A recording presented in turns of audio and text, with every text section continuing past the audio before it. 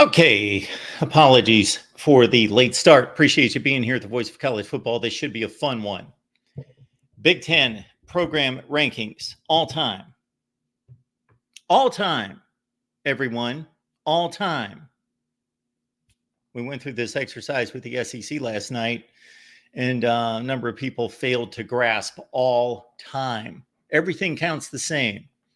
Yeah, I'm going to show you some things that relate to the last 50 years, the last 20 years, the last 10 years for a conversation piece, for context, to show who has succeeded in the conference the last 10 years, the last 20 years, the last 50 years, because those are relevant, meaningful slices of time for various reasons. And for anyone who does not think that that's so, then either jump on the show and talk to me, discuss, debate, we'll talk it through, or be mad or leave or whatever. So we appreciate you being here at the Voice of College Football. It, on one hand, it never ceases to amaze me how many people cannot grasp certain things, but then I also realize that I watch things. I'm sure I do. I don't intentionally do this, but I'm sure I watch things, typically not sports related because I don't watch sports analysis, but non-sports related stuff that I probably get triggered by a title, get triggered by one statement, get triggered by, and don't listen to the entire video. It's obvious here, and I'm not alone. It's everybody on the YouTube universe, at least that tries to be honest and be forthright and do a good job and has half a brain, that get misinterpreted all the time. So that happens every day here, dozens of times. Most of the comments coming in recently, for some reason, are from people that obviously didn't listen, didn't watch, or are completely just overboard. So not to start out the live stream on that note, but I did. So here we go with the Big Ten all-time rankings. And again, it's amazing because there is no opinion involved here. These are just lists of statistics that have been compiled. There's only one factor in this that involves any type of subjective input, and that's the point system. The point system is the only subjective portion of this. We have done every conference, and this is the last one that we're reviewing live with you. And the reason we're doing it live with you is I've already done a video. So there's already a Big Ten all-time rankings video out there. So we don't need to do another one.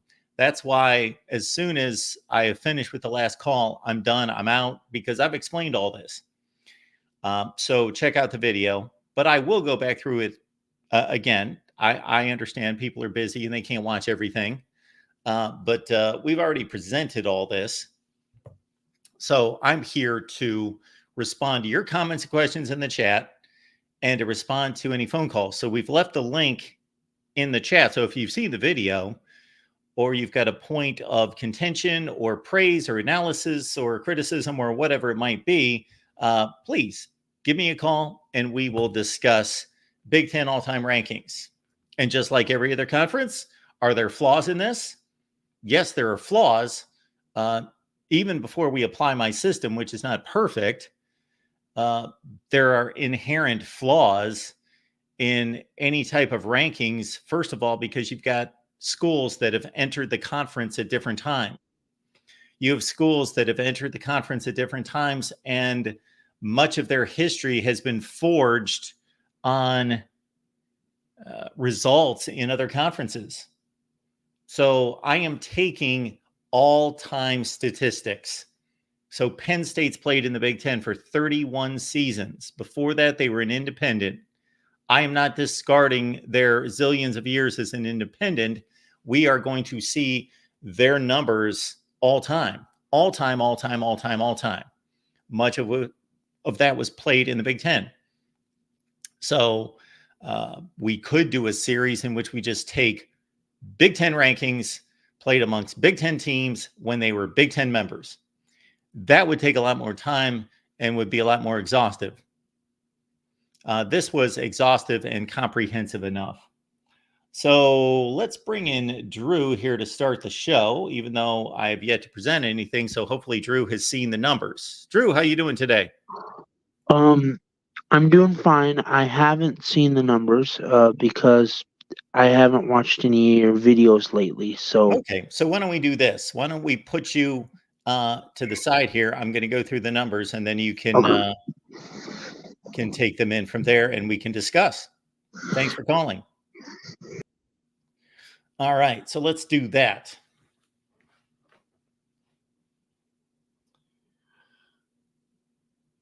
So we've got a few different ways to present the numbers. And for those of you who have been here for the other live streams, you've seen that, okay, I'm going to throw up a spreadsheet that is going to wow everyone with all sorts of columns and rows and numbers all over the place. And of course, we will explain. And I don't expect you to take all of this in.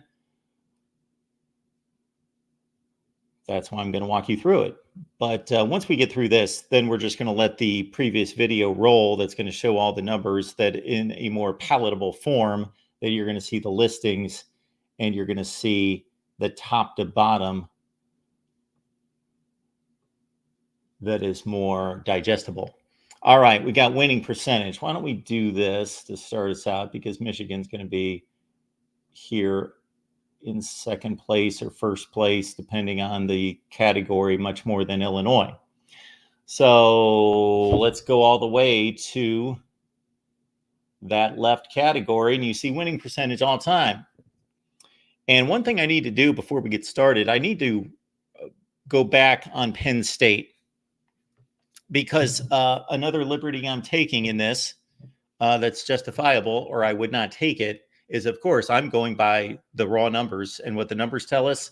We are not going to lie or manipulate the numbers in any way. However, in a situation like Penn State, I'm going to have to go back and check out their win total and their record all time, because of all the Jerry Sandusky stuff.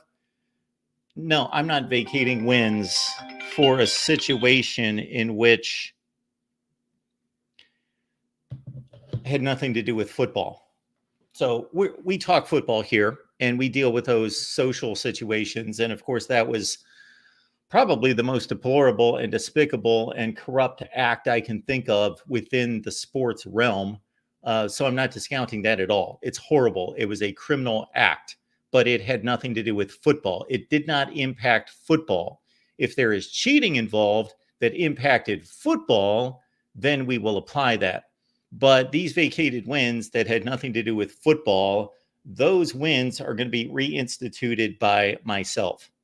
So I cannot vouch for that on the Penn State. There's been so much going on and so many lists and numbers and categories to deal with, but I'm going to have to vet all through those numbers as well. So the Penn State winning percentage might be a little shy of what it should be. But right now, Ohio State and Michigan, also Alabama, are battling for the best winning percentage in the country. And you might as well just say it's a three-way tie because it's so close. I believe Michigan has the percentage lead with the Ohio State vacated wins. And I believe Ohio State's got the lead when you throw in the 12 vacated wins that, again, of course, had nothing to do with football. So go whichever way you want. It's a virtual tie. I think it's pretty idiotic for anyone to raise a banner and go crazy about a winning percentage lead of 0.011111. Either way, you can be happy and thankful and grateful and proud that your school is definitely right there in the running. Absolutely. But do I think that it's substantial that Alabama is 1 percentage point behind Ohio State and Michigan all time? No. If they were 30 points behind, I would think that that's substantial. Texas is 702 right now. I think that's substantially behind Ohio State and Michigan. And therefore, that is one category in which you can decidedly say Texas does not rank with Ohio State and Michigan, but Alabama's at 733. Does that matter? It's 734, 733? No, we're about reasonable analysis. So it reminds me of one time arguing baseball statistics, and I called somebody a 300 hitter. That's a rough term. If you like baseball, that guy's a 300 hitter. And somebody was going crazy because his career average was 299. Well, he's not a 300 hitter. He's a 300 hitter. Okay, so there you see the winning percentages there. And of course, Ohio State and Michigan are in the lead. After that, of course, we're going to see this trend over and over and over and over. Penn State and Nebraska, they have histories in which they were way behind the Blue Bloods up until the 1960s. And then, especially Nebraska, but also Penn State were as good as anybody in the latter portion of the 60s, the 70s, the 80s. Those might have been the two best programs in college football. Over that time frame, arguably they were close. Alabama certainly was there. Notre Dame was there. Oklahoma was there. And then, of course, Penn State continued that dominance into the 90s. Penn State was really good in the 90s. So they have really shot up the charts, I'm sure. If we would have done this 25 years ago, they wouldn't be anywhere close to that. Well, that's probably a bad time frame. If we would have done this like in 1990 or 1980. So it's been remarkable what Penn State and Nebraska have done since the 60s. And of course, Nebraska's had it down 10 years. So that has brought their winning percentage down now on the flip side. And we can go through all of this. Some folks have questioned, why are you putting in the Pac-12 schools? Well, of course, the Pac-12 schools did not accumulate these stats against Big Ten teams, mostly. Of course, USC's got this sterling, ridiculous Rose Bowl record in which they have largely beaten down the likes of Ohio State, Michigan, and others from the Big Ten in the Rose Bowl. So that's impressive. And that's largely been under three coaches. It's largely been John McKay, John Robinson, and Pete Carroll. So what I'm doing here by inserting USC, UCLA, and Washington and Oregon into the mix is just showing what type of programs are coming into the Big Ten. What type of historic programs are coming into the Big Ten. Indiana's got the worst winning percentage in the country of a power program. They're the worst. They are the worst in the country. Dead last. Indiana, 418. All right, this next figure over here, those are AP poll points. So what happens there is at the end of any particular season, when a team finishes, let's say, number one in the country, they get 25 points. Number two gets 24 points. Number three gets 23 points, and on down the line. The number 25 team in the country gets 1 point. Is that a perfect system? No, much like my system, it's not perfect. However, over the course of a long period of time, it becomes more and more valid as long as the people doing it are somewhat reputable, and I believe they are. I don't believe they're super knowledgeable in some cases. And of course, I've taken my pot shots at the AP poll many times because many times it doesn't make sense and is not validated by the results. However, over 87 years, yeah, we can pretty much trust. If we went to the number 5 team in the country every year for 87 years and looked at the number 5 team in the country, sure, we could make an argument that they should have been number 6 or number 3 or number 7. But they're generally the number 5 team in the country. So those poll points are valid from that standpoint. I will make a case out of Minnesota, for example. So Minnesota fans, listen up. I'm going to stick up for you in this one. And there are obviously tons of cases like this. Minnesota in 2021 and 2022 went 9-4 both seasons. Were they ranked? No. Did not get ranked in the final poll at 9-4. So they get zero credit for that. Zero credit for that. So they got the same credit Minnesota did as 1-11 teams. So that's where the system is flawed. Number one, there's an argument that they should have been ranked. And number two, just because you finish number 26 in the country doesn't mean that you are really any less than number 25. There's about 10 or 12 teams each season that you could make an argument at the end of the season should be ranked or could be ranked. So I can understand that many of you are like, okay, this is just a bunch of point totals, and it makes it obvious. Ohio State's been the best in terms of ranked teams, and Michigan's been second best, and on down the line. Of course, USC's up there as well, but we're not focused on the Pac-12 teams coming in as much here. So that's obvious. But that's kind of a difficult concept to grasp, maybe. So we did this. So this is a listing of the teams and a listing of, to the far right, their rankings, how many times they were ranked. So what we've got here on the right side is the first number is final AP rankings. How many times was that school ranked in the final AP poll? The second number is how many times in the top 10. Third number, how many times in the top 5. Michigan is one ahead of Ohio State in final AP ranked teams, 64 to 63. Ohio State has a slim lead in top 10 teams and a substantial lead over everyone in top 5 teams, 30 top 5 teams. So more than a third of the time, Ohio State has a top 5 team in the country.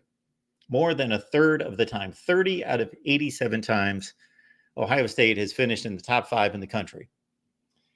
Let's see who else has done well. Well, we can imagine Penn State and Nebraska, virtually tied across the board. Virtually tied across the board.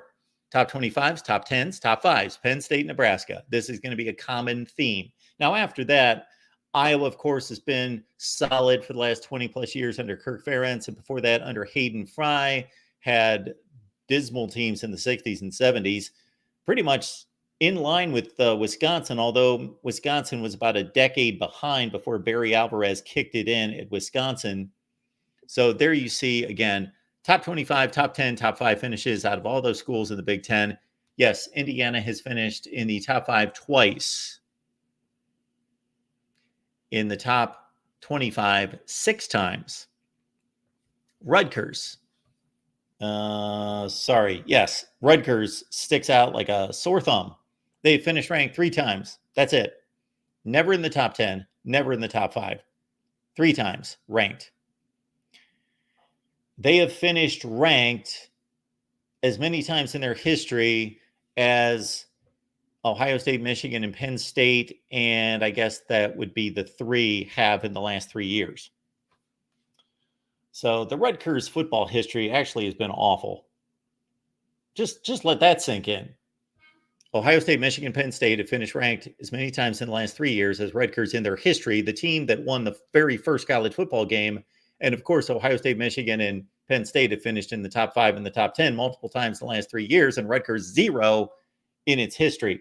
Okay, this next, to kind of underline what's been going on recently, that's the college football playoff era. And that is a no contest. Michigan's got a national championship. They are the reigning champions. They are the reigning champions of the Big Ten 3 consecutive years. But overall, Ohio State has been the best team in the conference, obviously, for the last 10 years. I don't think anyone would debate that. Michigan's number 2 now after this surge of 40-3? Is that the record the last 3 years? 40-3? Yes, I believe it is. So take that into account. They were 54-29 before that, and they surged. Iowa's been strong. Wisconsin's been strong. I'm impressed by the Wisconsin number because for about 3 to 4 years now, they've been pretty marginal, but they're still sitting at 90-38. So really strong Wisconsin teams in 2014 through 19 under Paul Chryst. Penn State, of course, right there as well. Now, this next figure, you see the next column over, that's in this century, which starts in 2001, technically. So that's this century. And Ohio State's got about a 50-game lead over Michigan and about 45 games over Wisconsin. Wisconsin's got the second best record in the conference during this time. And of course, we know what Iowa and other schools have done. We would have to say that Penn State's been the third best school during that time. They are about 7 or 8 games behind Michigan. And then we go back to 1970 and we see that Ohio State's got about a 35-game lead over Michigan. And Penn State's been really good. They are just about 10 games behind Michigan, as is Nebraska's pretty much right there with Michigan, battling for number 2. So the best program since 1970, Ohio State. Although if we were going to measure the best program, 1970 to the turn of the century, if we would do the last 30 years of the 20th century, that's Nebraska. Nebraska is the best program, 1970 to 99 or 2000. But if you take it all from 1970 to date, that's pretty obvious. And then there's a tier, Michigan, Penn State, Nebraska. We could argue them all day. And on down the line from there. Check out the video. All right. And take into account that everything I just showed you about the records in the college football playoff era, the 21st century, and since 1970, none of those go into the point system. Those are just a point of reference, discussion point. None of those go into the. This is all about all-time rankings.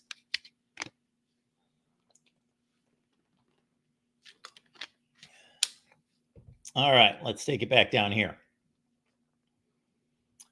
And again, I apologize for the spreadsheet and what you can and can't see and all that other business, but understand there's a video that lays this out much better. And once we get through this and start taking calls and responding to your comments, then you'll see it scroll behind me and it will be much more palatable. Maybe I'll put it up. No, I don't think you'd be able to see it if we put it on the monitor. Ohio State's got the most bowl wins. USC now coming into the league has the most bowl wins at 35. No. Sorry, Penn State fans. You're number 1 in bowl wins, 31. Joe Pa was crazy good in bowl games. Really good. Bobby Bowden and Joe Paterno. I think many of you can relate, about the same age range as me, maybe a little older, maybe a little younger, but Joe Paterno, Bobby Bowden won their bowl games 70% of the time, which is a remarkable number considering that they were playing big opponents in big games. So that's impressive. Ohio State's number 2 and Michigan's number 3, I believe. Is anybody else in there? And again, USC is going to come in with 35. And so they're going to take over a few of these conference leads all time. Major bowl wins. Again, USC comes in with the major bowl win lead, but out of the teams that have played in the Big Ten, we've got Ohio State with 21 and Penn State with 17.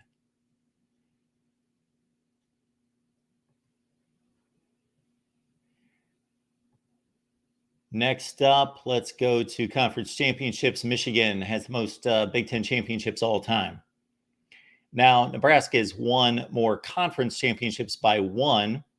Those were won, of course, in the Big 12 and the Big 8.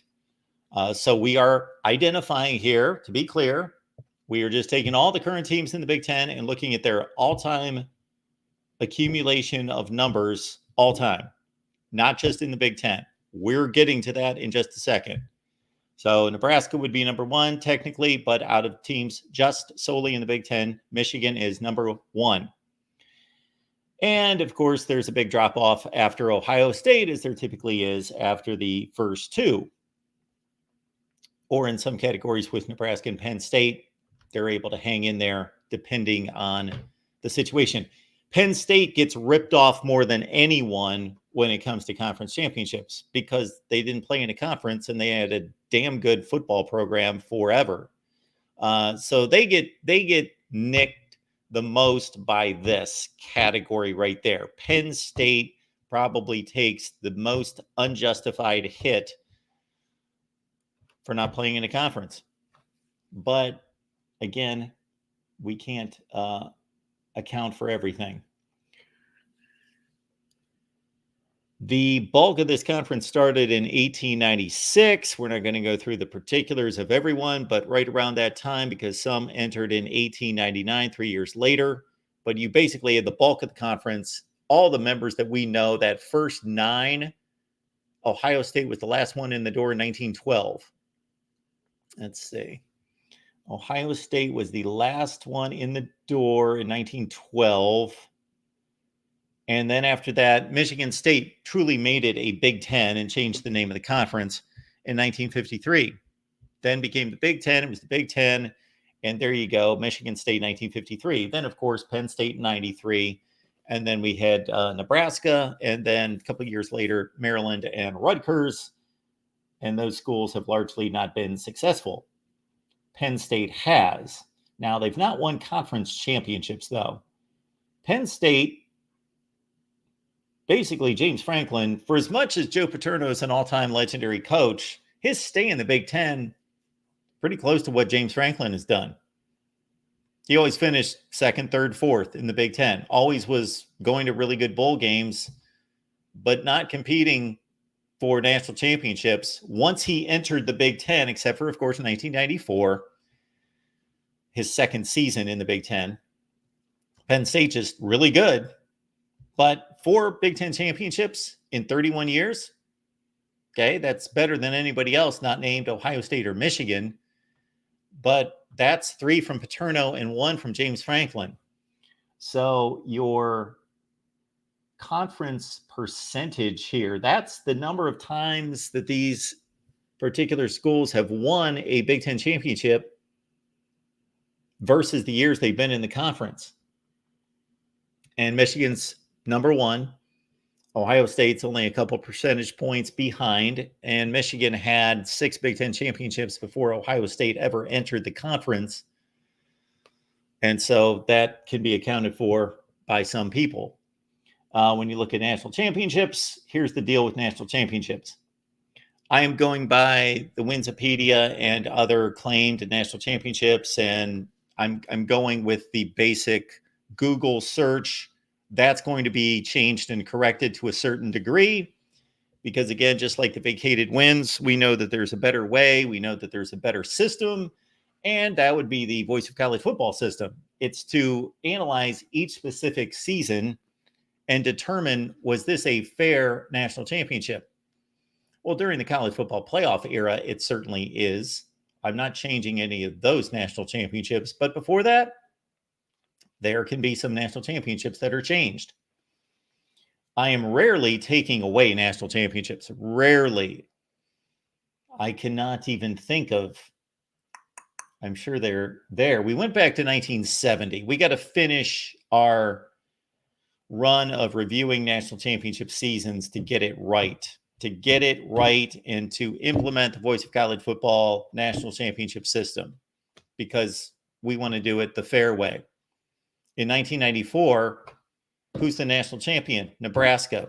Who's the rightful national champion? Nebraska and Penn State. That's an example of a problem. The national champion shouldn't just be Nebraska in 1994. Penn State did everything Nebraska did.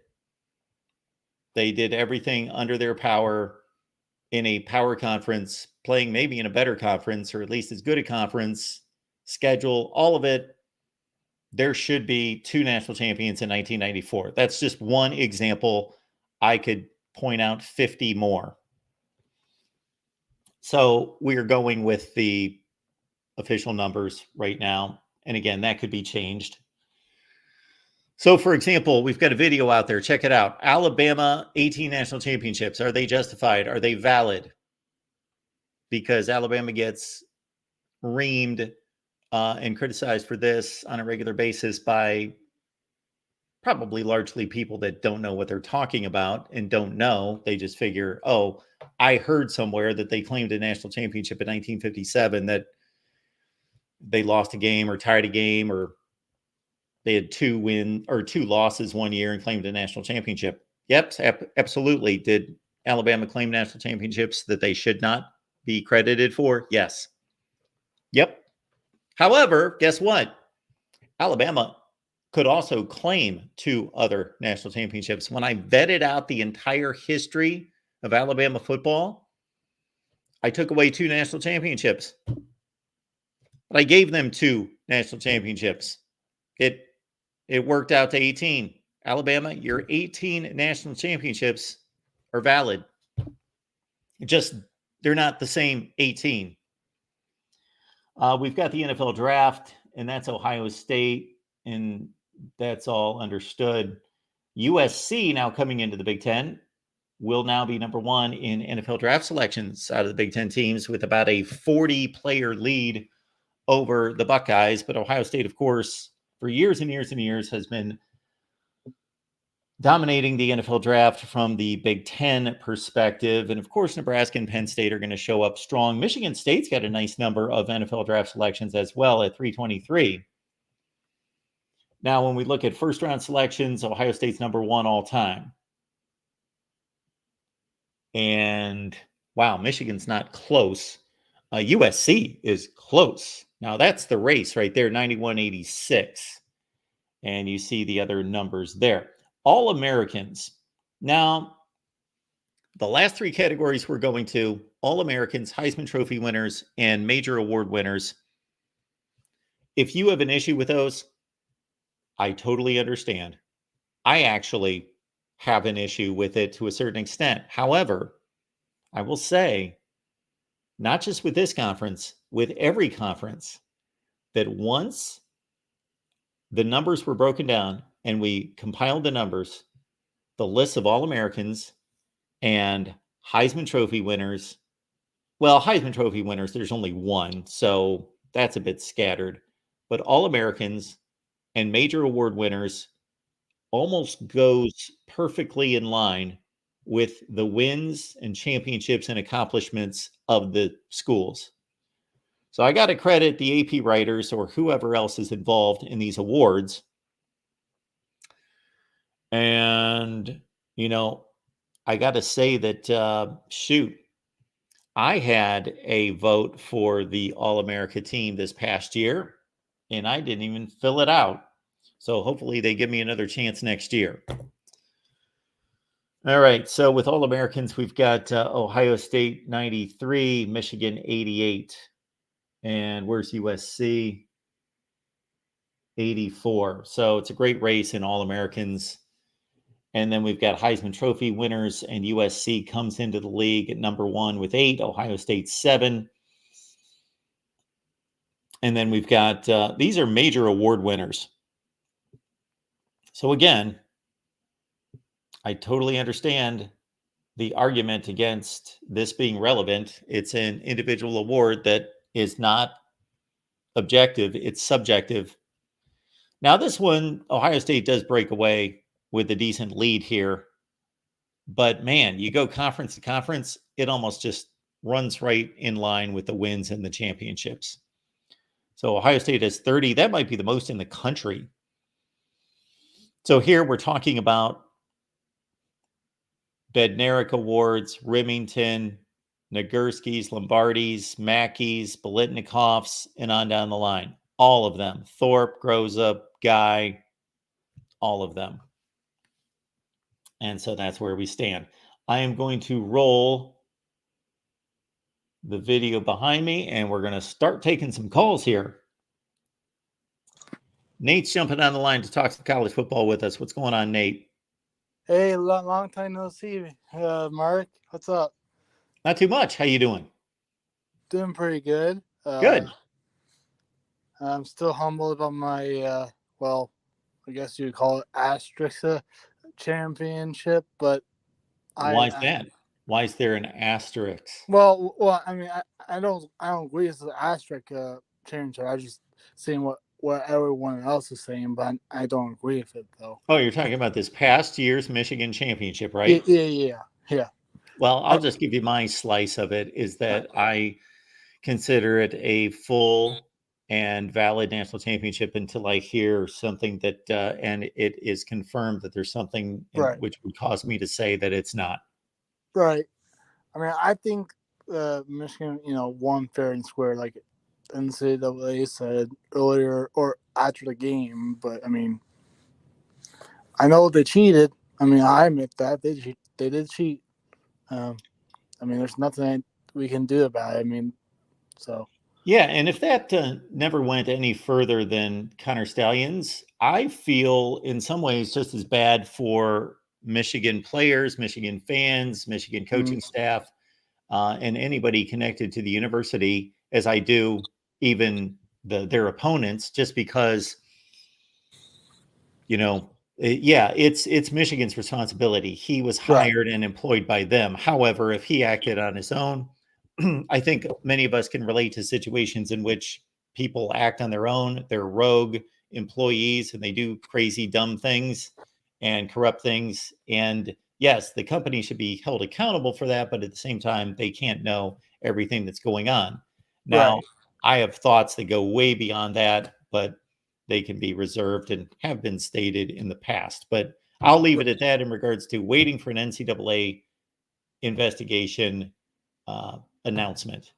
Yeah, I mean, well, let's talk about this upcoming season. Like, I think Michigan, is still gonna be good, but it's not be as good as great as last year, because last year was a different team. I mean, I would say a special team to watch, but I mean, but anyways, this year's I think Michigan. I think Davis Warren is probably gonna be the starter.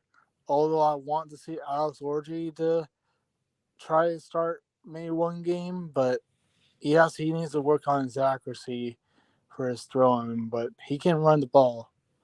I mean, that's the only thing he's really good at, running the ball. But I mean, I think Orgy still has a lot of time before, you know, uh, um, the first game plays. So I mean, I don't know.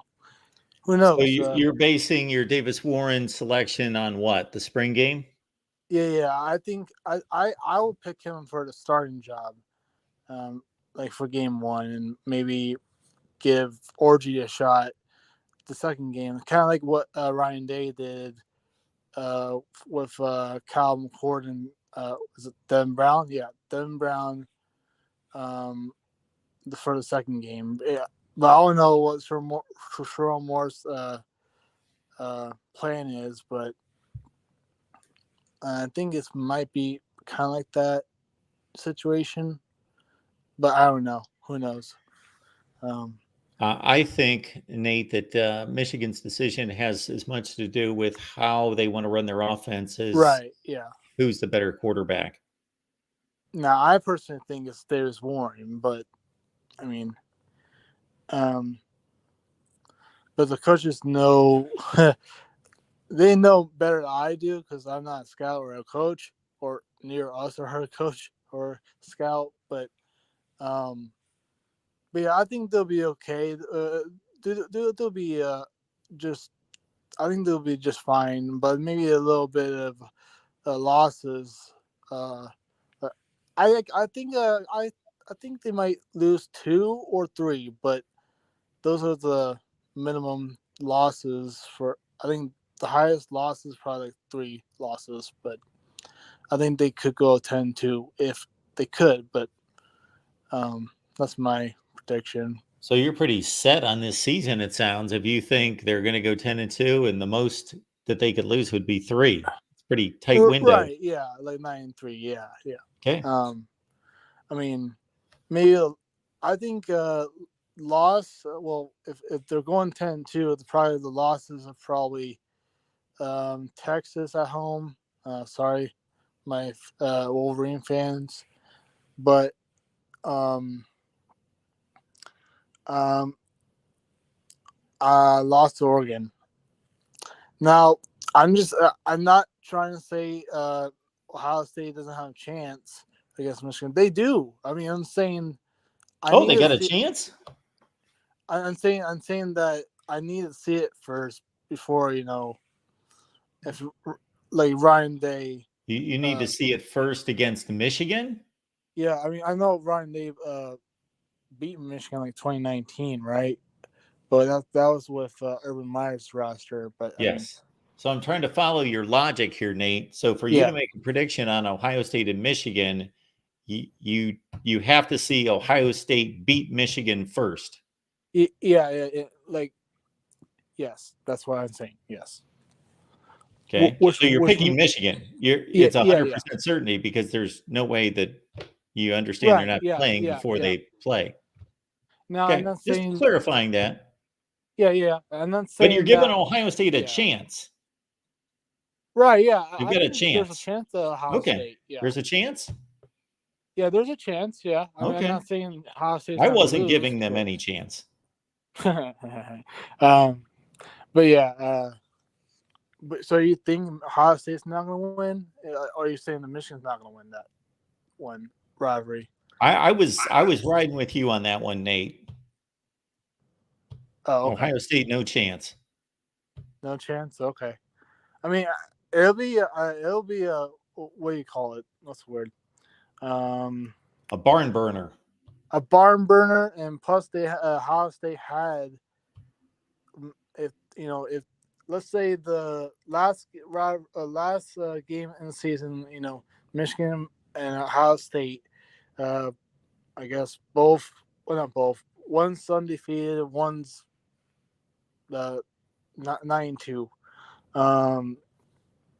and with all that talent that Ohio State has from transfer portal, recruiting and stuff, if they lose to Michigan again, I think Ryan Day is not going to get fired, but I know he's on the hot seat. I think his hot seat is going to get really hotter. Okay, according to who? Well, to me, but I mean, no. That's not what I mean, Nate. I'm not trying to be facetious, but that you understand when you talk about hot seats, there are hot seats that we proclaim here in the media, fan bases, and so forth. And then there's the hot seat that really matters among the people that make the determination. Do you think Ryan Day is truly going to be on a hot seat in Columbus at Ohio State if he loses to Michigan this year? Or are you talking about just Ohio State? He's already on the hot seat. Right. Yeah. Most Ohio State fans. Just that, the second one you said, just at Ohio State, yeah. Okay, well, I think he's already there. Yeah. Although his record is pretty good, but I mean, it's pretty good. Yeah, if I were a Ohio State fan, I don't have faith in him. If I were a Ohio State fan, but who has a better record, Ryan Day or Jim Harbaugh? I guess Ryan Day. Okay, just checking. Just because just making it is pretty good. I mean, yeah, I get. I mean,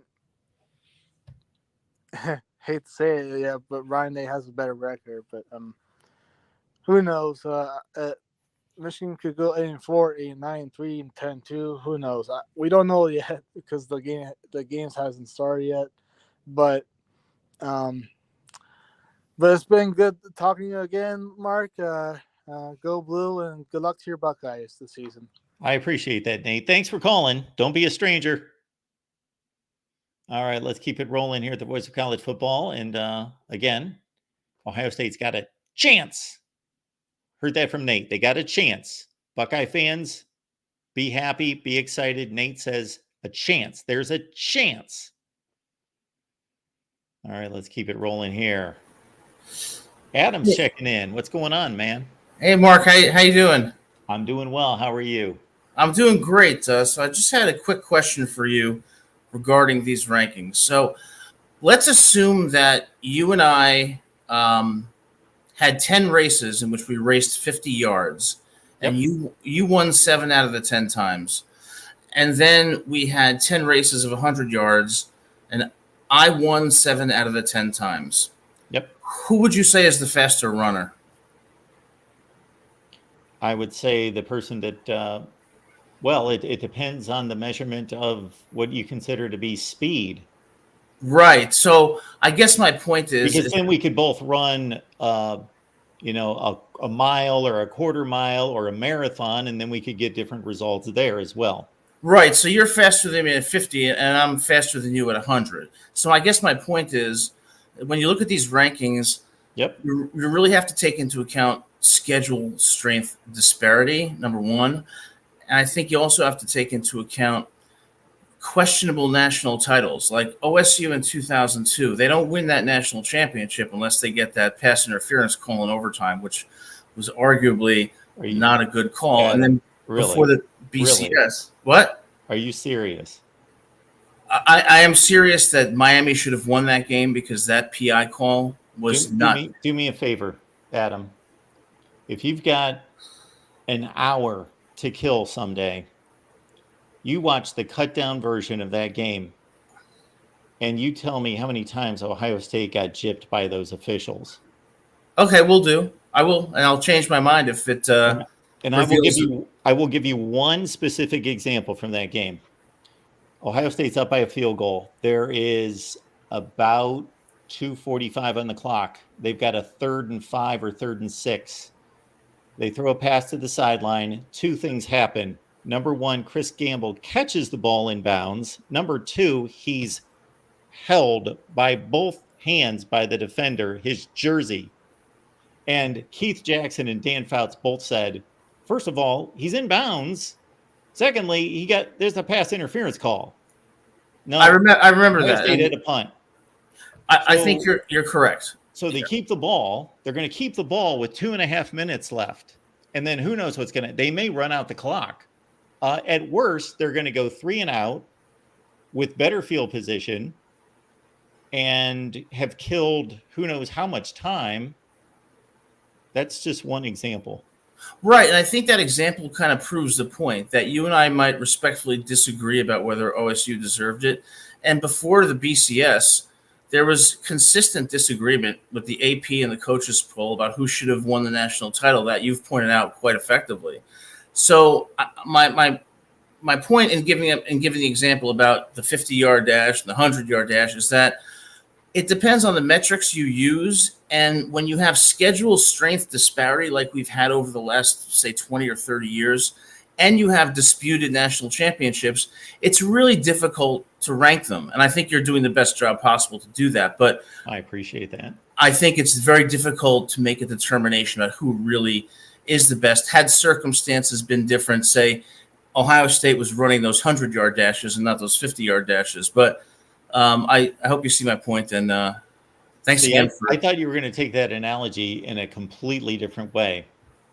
I thought you were going to take it as I would believe a Michigan fan would take it, that Ohio State wins 100-yard dashes and Michigan is winning the marathon. Although I don't even know if Michigan's winning the marathon, but they probably have a better argument in winning the marathon that goes all the way back to, the 1890s. Yeah, I thought about that, but then I thought, well, how can you say that, for example, if you're beating me 7 out of 10 times in a 50-yard dash and I'm beating you 7 out of 10 times in 100, how can you really say that I'm faster than you or vice versa? And I think that's the problem when you have these schedule strength disparities and these disputed national titles, such as, when USC and LSU in 2004, and certainly in the 80s, you had many of those. So I think it's really tough to make this distinction. But Adam, I think make a great point. I'm sorry to interrupt, Adam. No, finish your point. No, that's okay. Go ahead. So you make an outstanding point, and I think that there are so many things. I could make a list, 37 items long, and I bet you could, of what are conditions concerning these rankings that could be reviewed. And strength of schedule would be the first thing I would think of. Secondly, the Big Ten has been one of the more stable conferences, but especially when you go to the Big 12 and some of these conferences, well, there are teams jumping in and jumping out 3 decades later and back and forth and all over the place. So you played, if you're TCU, you played some of your history as who knows what in 1940. I'd have to go back and look, but as a member of the WAC, as a member of Conference USA, and then suddenly in the last 12 years, you're playing with the big boys in the Big 12. So is your winning percentage as valid as everybody else in the conference? No. Utah's only been playing Big boy football, been playing in the Power 5 since 2012. Is their winning percentage as valid? No. But what I've done with national championships that I think is more than reasonably fair, but it's not perfect, is I've not generally stripped away national championships to try to determine who should have been the national champion for that year, because there have been too many games that have not been played in certain seasons, especially pre-1998, that I have simply added to the national championships to say, okay, Alabama, quote unquote, won the national championship, but look at Team B, look at Team C, look at Team D. Their qualifications are extremely close, similar, the resume, da da da. I've gone, and so people may not like this because in America and anywhere where there's competition, we like to have one champion. And of course, I do as well. But we don't have a Super Bowl. We don't have a format that brings us to a reasonable championship, or at least didn't until 10 years ago to a certain extent. Therefore, I've got seasons where I've got 3 national champions, 4 national champions. Yeah, and I think that the way you've done it is very, very smart, and it's probably the best we can do. And it just makes me wonder about alternatives to determining a true national champion in the future. I mean, what would you think if number 1 and number 2 played a best of 3 series for the national title? I think that just, how do I put it? Emotionally or logistically just flies in the face of how we perceive and how we gear up for football. Yeah, I think there's a lot of practical problems with it, but I think that, in my view, there's a large consensus about who number 1 and number 2 is. Number 3 is typically lower significantly between the first 2. So I think we're making a mistake by going to 12 teams. Instead, I think we should focus on who is number 1 and number 2. I think we'd get a large consensus. And then instead of basing it on one game or one PI call, have it be a best out of 3. And then I think there'll be more faith in that. But the reason I'm saying that is kind of try to rethink how we do this so that there could be more of a consensus in who the national champion is and less controversy.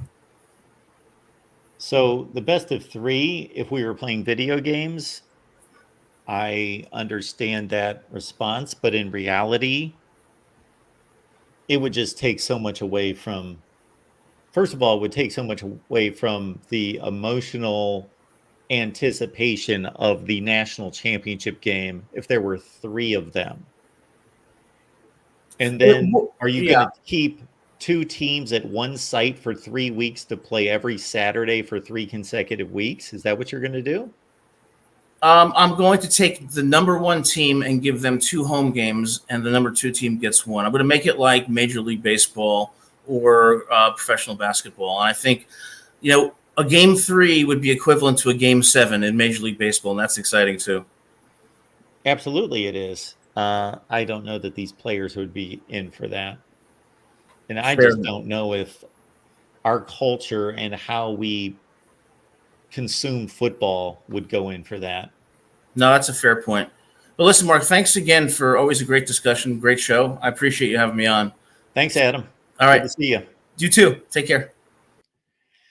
I tell you, Adam, I sometimes don't agree with him, but I have never said, well, that doesn't make any sense, or that wasn't well thought out, or it always leaves me thinking, okay, I don't necessarily agree with that, but I hadn't thought of that. Or maybe with some work, some tweaks, that could work. That would be revolutionary. Always enjoy the conversation with Adam. Brings a lot of great stuff to the table. And all I'm hoping for in part of these discussions and in mostly the comments that come into the channel is that people would at least understand the intent and the process.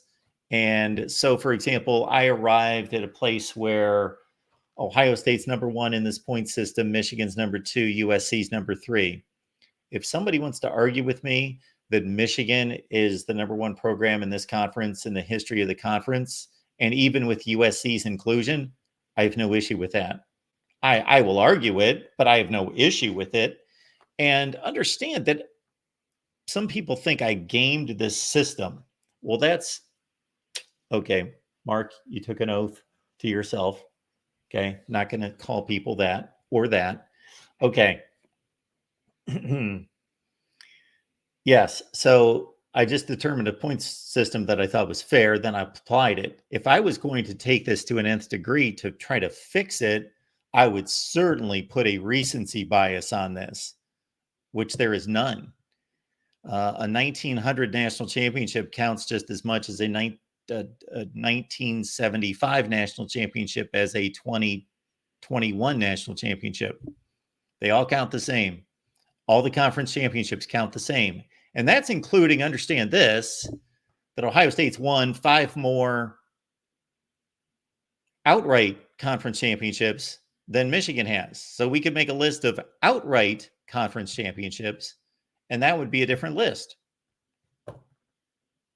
Because we've got Big Ten championships with 5 teams. Now that's rare. I can think of 2 occasions in which, I can think of at least 10 occasions when 3 teams shared the Big Ten championship. At least 3 occasions, or 10 occasions where 3 teams shared the Big Ten championship. Fortunately, we don't have that in conference play anymore. And who knows what's going to happen in conference championship games with this expanded playoff.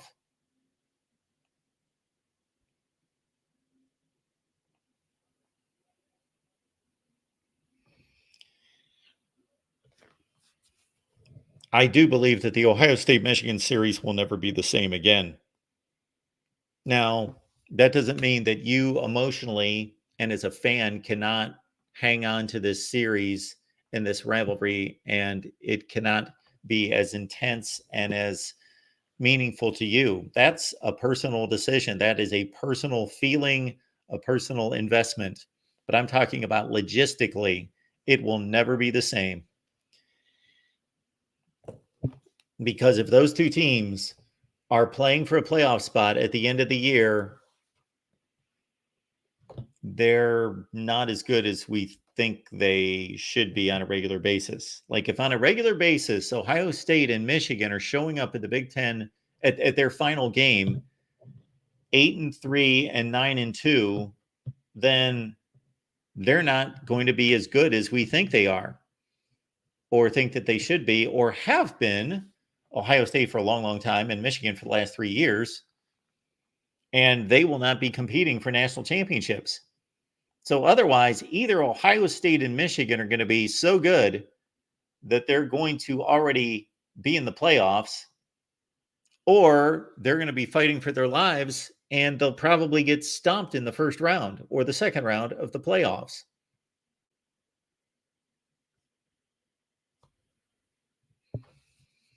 All right. Comments, questions. Don't see anything in the chat. I do appreciate everyone being here. The Voice of College Football will do a going once, going twice, going 3 times. There is a link in the chat if you would like to join me to talk Big Ten all-time rankings. Understand, tomorrow night, Friday night, we're getting together at 7 Eastern. Maybe we'll back that up to 6 Eastern. We're going to do them all. We're going to have lists from top to bottom. That means I got to do some work tonight. All the conference championships, all the winning percentage, all the major bowl wins, top to bottom, nationally. And we'll throw all the points together. And I really, at some point, want to vet out all these national championships, which I will not have time to do that this offseason, most likely. You know what? No, I'll make a declarative statement. I am not going to have enough time to run through that this offseason. Unfortunately, I would love to. But if you only knew the projects we have in store here at the Voice of College Football, you would understand. Our buddy Sean's checking in. Sean, what's going on today? Not much, Mark. Happy to have a few down moments to catch this interesting discussion going on here. So, yeah, happy. Enjoyed watching your breakdowns here. I appreciate it. Any particular take? I mean, not much. Whenever you do something like this, like the answer, it's you have a formula. It's pretty predictable where everyone's going to lie in all this. Obviously, I mean, I think most reasonable people would say objective criteria, Ohio State's going to be number one, and Michigan and USC are going to be up there. And yeah, I'm kind of interested more in sort of the middle, how it shakes out. Yep. Because you've got programs like UCLA who have decent history but haven't been real great lately. Minnesota, which has like a really, really good distant past, but not much in a very long time. Yep. And then programs like Wisconsin and Iowa who have been quite strong over the past 20 to 30 years, but really not much of a history behind that. So there's kind of a mix in the middle. So it's kind of interesting. Let me respond, Sean, if I may, to your first statement about the top of the rankings, and then we'll go to anything else you'd like to talk about. Yes. Because it's funny that you think it's pretty plain. I guarantee that we cannot find a Michigan fan who does not believe that they are the number one program in the history of the Big Ten, which I don't have an issue with. I do not have an issue with that opinion. There would be only one person that I know of that would say it's so close I can't even make a call. And do you know who that is? Yourself? No. I mean a Michigan fan who says it's so close that I can't make a call. Who is that? Steve Dace says, I don't know. He's like, I don't know. Could be Ohio State, could be Michigan. It's so close. I don't know. He has consistently told me that. He doesn't make any kind of big stand that Michigan's the greatest program in the history of the Big Ten. He, of course, then explains where he thinks both strengths are for each program historically. And, of course, it's well-informed.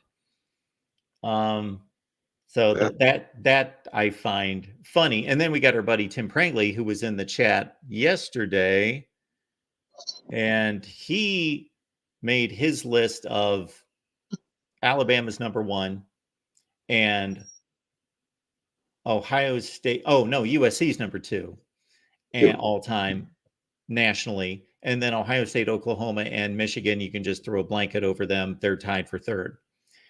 I'm doubting if any of those people have looked at as many numbers, and I don't want to say it in an arrogant way, know as much about what's happened, especially over the last 50 years. But that's what I've chosen to do, so I should. Yeah, well, that's the interesting thing in actually developing a formula to determine these things and just sort of kind of adding your own intuition into the mix. For example, I don't know if anybody would make the serious claim that Minnesota has a better football program than Florida State. But I bet if you applied a certain reasonable criteria to it, you would get the result that Minnesota is a better program than Florida State. Yeah. I mean, so it's interesting when you weight everything equally across all generations. Like, you do get some interesting results like that. So there's one obvious metric that I think Penn State gets ripped off on here. I don't know how to fix it, but I mentioned it when I got to it, is they couldn't win a conference championship until 1993. Yeah. So the only way I fixed it was I have a listing in here, a category that has percentage of conference championships in which you are a member of the conference. But that all favors them quite a bit, because that takes away, some of the years before Joe got there, they didn't even have much of a Sure, that's at least an objective measurement. Yeah, it is. It is. There's problems with any way you're going to determine this. So, but that only being one factor of it is, sort of mitigates whatever disadvantage that poses to Penn State. I don't know. I mean, would you ever consider doing like something to sort of find a way to measure the current health of a program, come up with some formula that sort of weights recent results and recent recruiting classes, and I think that might be something that it might be a bit trickier to develop, a formula for something like that, but it might be a little bit more provocative. Yeah, it's more about a trend and a trajectory than it is just cold, hard history. Yeah. Yes. Now, over the last few off seasons, I have listed my program rankings, the current program rankings, meaning not historically, where I think these programs are right this second. Yes. 1 through 130, whatever the number was at the time. So I've done that. Now, I didn't have a point system. I just gave a lot of confirmation of records and where they're headed and their recruiting status and all of that. And I've made a ranking. Yeah. Yeah. Well, I mean, I think that could create. I don't know if I'm really that familiar with that series. Something like that would be pretty interesting, pretty cool, and I think would provoke a lot of discussion. In the coming months. We'll get on that. I'm going to separate it by at least maybe a month from this one, so people aren't confused. Right. About what we're doing. But I'll have to dig up last year's. And then, of course, just like my coaches' rankings, I'll put in parentheses, okay, this is where I had them ranked last year. And this is why they've jumped 5 spots or dropped 5 spots. Absolutely. And I mean, going forward, it seems like the playoffs would complicate this a little bit more, because you're going to have, just say over the next 10 years, you're going to have, if you include playoff appearances or playoff record in the future, then that's going to weight a lot of stuff. Oh, absolutely. Towards a contemporary basis. I mean, absolutely it is. Yeah, people are going to care where their team finished in the playoffs, not in the regular season. The regular season is going to be about getting to the playoff. Yeah. And you say that interestingly. For most of the teams here, I mean, they're not going to make the playoffs, a 12-team playoff or even a 14-team playoff very often. No. So, I mean, like, that'll be interesting to see, like, what, for these mid-level programs, what constitutes a successful season going forward, because I'm sure, the Minnesotas, Michigan States, Maryland's, they'll want to get there, and I'm sure some of them will make the playoffs every once in a while, but is that going to be a reasonable metric on how to, is it just all going to be playoffs or bust now? I mean, I don't know how, in the bowl season, I imagine is going to be diminished significantly in value. More. Yeah. The 3 that you brought up, who'd you bring up? Michigan State, Maryland, and somebody else? Minnesota. That's a great question for everyone right there. Is either Minnesota, Maryland, or Michigan State going to make a playoff in the next 10 years? Any of them? Yeah. I'd have to think about that, and I would not be sure on either answer. Yeah. Yeah, absolutely. So now it's kind of interesting. You think about, you look at these AP rankings, bowl wins, like all these metrics were basically, I mean, the sport stayed so static for so long. I mean, it was just 1998 when Big Ten teams could actually play for a national championship. Yes.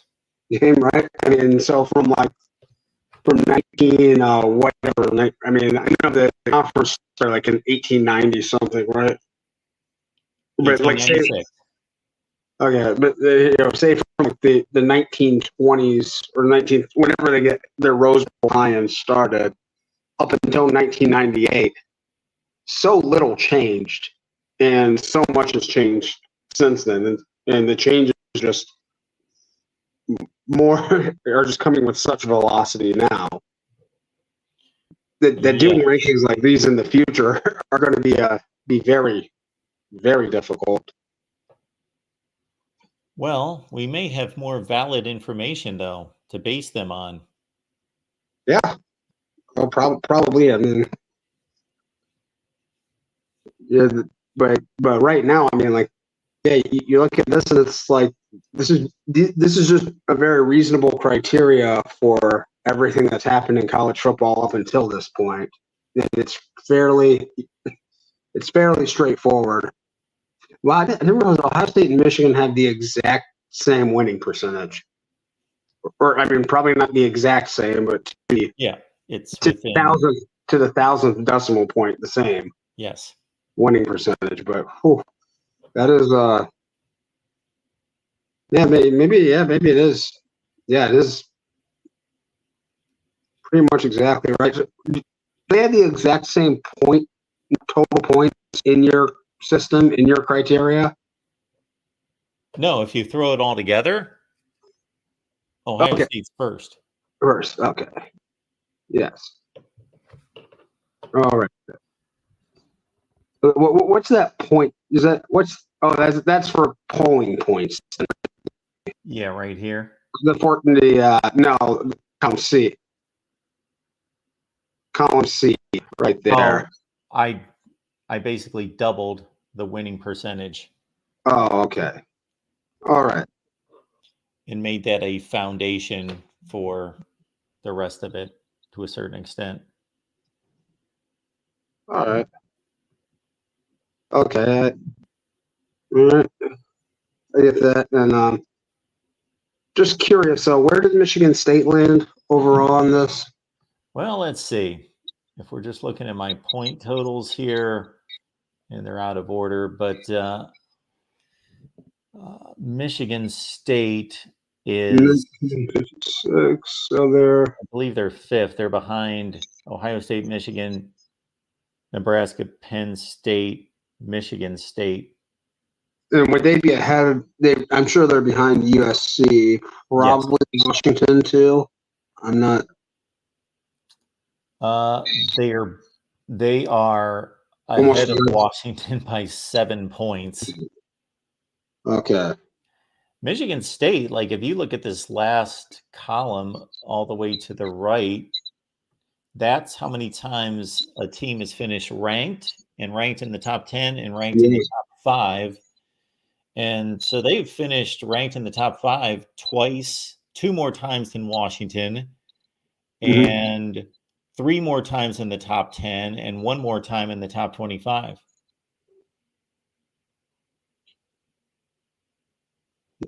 No, that's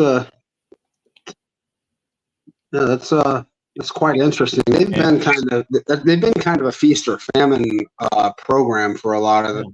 They've been either like they've actually had a lot of really good teams through their history, but a lot of like 5 and 6 and stuff like that. And think about this: Washington is barely over 500 this century, and they just went to 2 college football playoffs in the last 6 or 7 years. They went to a Rose Bowl and a Fiesta Bowl in addition to those playoff seasons. Yeah. Michigan State's got a 14-game lead this century. Yeah, well, Washington did have an 0-12 season, and that whole Willingham era was, I mean, puts a real black eye on a lot of those numbers. So, yeah, and yeah, they're an interesting one too, because they had a team that probably should have been playing for a national title game in 2000, and then they got to be really, really horrible. Got better, got really bad again, and then I mean, yeah, they've been a roller coaster program, maybe the model roller coaster, the Space Mountain program in college football.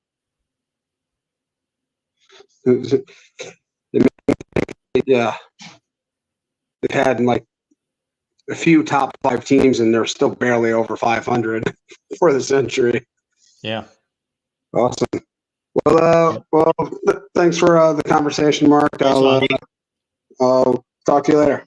Sounds good. Thanks. All right, let's keep it rolling. We've got Michigan fan Keith on the line. Keith, what's going on tonight? Hey, Mark, doing great. Short time no talk. I know it. Yeah, yeah. I'm gonna be a little bit adversary today, though. Unfortunately, do you ever hear what a Texas bullseye is? A Texas bullseye. I can't say that I have. Okay. That I know of. All right. This is a Texas bullseye. Is a Texas rancher goes out and claims to be this great shot. So he goes out to shoot at his barn, and there's a big old knot in the barn. And so he starts shooting at that dot. And then when he goes to find out where most of a bullet hits, he goes over there, circles that, paints the bullseye right there. Okay? Okay. All right. It seems to me like you painted a Texas bullseye on this data. I'm not following, but keep going. Okay, I heard you talking a few weeks ago about the importance of first-round draft picks in the NFL for evaluating programs.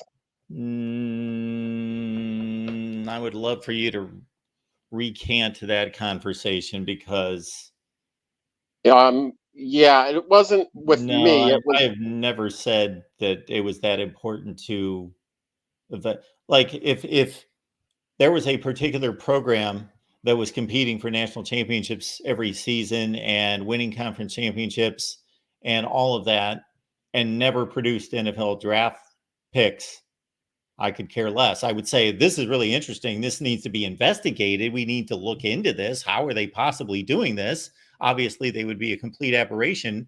But in terms of accomplishing in college football, I wouldn't care. Like I'm. So then why do you have overall draft picks and first rounders as two as your fields?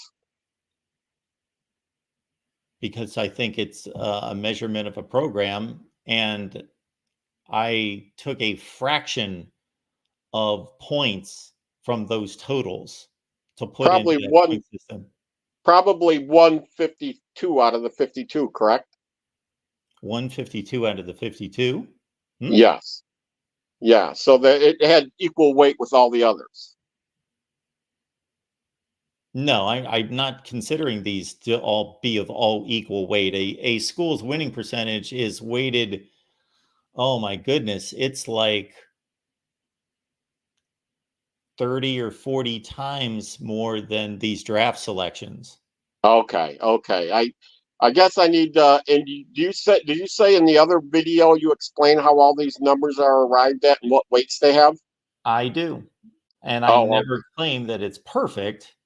Right. Because that doesn't exist, first of all. So for anybody out there who thinks they're going to create some kind of perfect system, give me a ring. But yes, so we're talking about roughly okay, let me be accurate. Now that I'm looking at the numbers, we're looking at about 8 times for the lesser programs, it's even more than that. So we'll say roughly 10 times the weight given. What do you mean for the lesser programs? It's more or less. Well, it depends on what the number is. So I didn't go through and say winning percentage is worth 50 points and conference championships are worth 40 points and then do a scale. Oh, okay. So if you produced 0 draft picks, then obviously your win percentage is infinite number of times greater than your number of draft picks. Okay. So are you saying the actual number of picks is equal to a number of points you get in that field? No. Okay, I thought you would have that a rank in the program strength, and then use something like that. Do you do that? I'm sorry, I missed that. If you sort by number of first round picks, Yes. and you come out number one on the list, Yes. then you should get the 15 points, and number two gets 14. I don't believe in evaluating that way, and this is why. Because you could be number one in something by one data point. Michigan could have 1,000 wins and Ohio State could have 999, and you just have a set criteria that the number one ranking gets 20 points and the number two ranking gets 15 points. Or Michigan could have 1,000 wins and Ohio State could have 850 wins and they're still number two. So I believe in rewarding the total and not so much where you ranked. Some of these totals through here are so excruciatingly close in the middle that I'm not going to make a huge disparity in points given between, let's see, when we look at, let's look at NFL draft picks, when we've got schools at 323, 299, 276, 389, 360. Like we've got 7 or 8 schools within like 50 draft picks.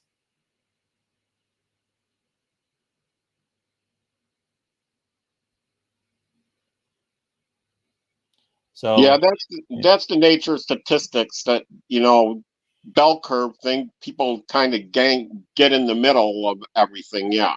yes.